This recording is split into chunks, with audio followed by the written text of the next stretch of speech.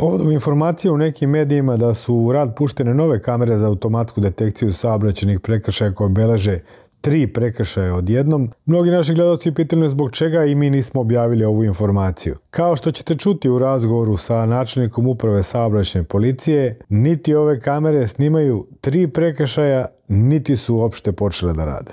Kada počinju da rade ove nove kamere, znamo da će beležiti 9, a ne 3 prekršaja kao što neki mediji objavljuju. Pa, molim vas, vi smo o tome već razgovarali, vi ste nam rekli koji su prekršaji u pitanju, ali možda nam kažete koje su lokacije, na kojim lokacijama će biti postavljene te kamere? Da li su one samo stacionarne ili će biti korišćene i u vozilima i tako dalje? Pre svega se misli na uređaje koje je Ministarstvo unutrašnjih poslova nabavilo i planira da instalira na svim crnim deonicama ili crnim tačkama duž Republike Srbije. Naš prioritet je da najkritičnije deonice pokrijemo najboljim uređajima, a to su uređaji koje otkrivaju 9 prekršaja. Pored trenutne prosječne brzine, prolaska kroz crveno svetlo, parkiranja, vožnje u kontrasmeru, pojasa mobilnog telefona koje automatski šalju poziv građanima koji su učinili te prekršaje. Naša ideja je da ove kamere što pre pustimo u produkciju i nadamo se da ćemo već u januaru mesecu imati na 15 najkritičnijih deonica postavljenih 30 kamera. Moram da podsjetim da one mere i trenutnu i prosječnu brzinu, tako da ćemo, znači, za jednu lokaciju koja može da bude od 400 do 2 km ili 3 km koristi 2 uređaja.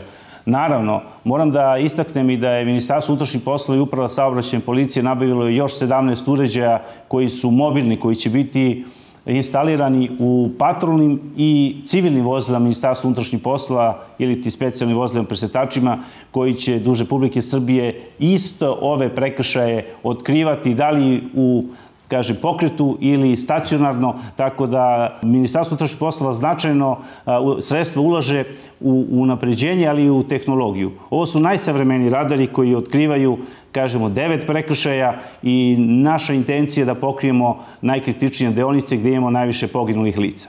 To znači da saobraćajci koji će ih imati u kolima nemaju obavezu da zaustavljaju vozače, nego jednostavno samo snime prekršaj, a poziv će stići na adresu vlasnika vozila.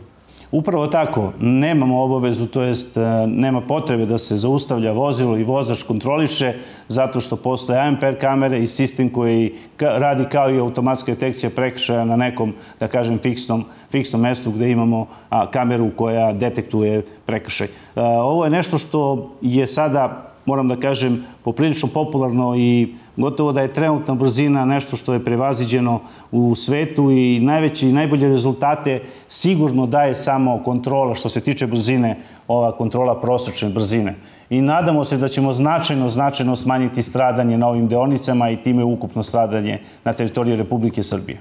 To znači da ono što smo odavno najavljivali da će se prosječna brzina meriti ne samo na autoputu, nego i na drugim deonicama, sada praktično može da počne, je li tako? Upravo tako. Ovo će biti van autoputa, na najkritičnim deonicama. Zakon o putima je definisao upravljač puta i lokalna samouprava određuju, zavisi da li su državni ili lokalni putevi, koje su to deonice u periodu od 3 do 5 godina. U ovoj prvoj fazi ćemo pokriti 15 deonica koje su najkritičnije i gde imamo najviše nastradalih u saobraćaju, a nakon toga ćemo i ostale deonice koje imaju status crnih tačaka.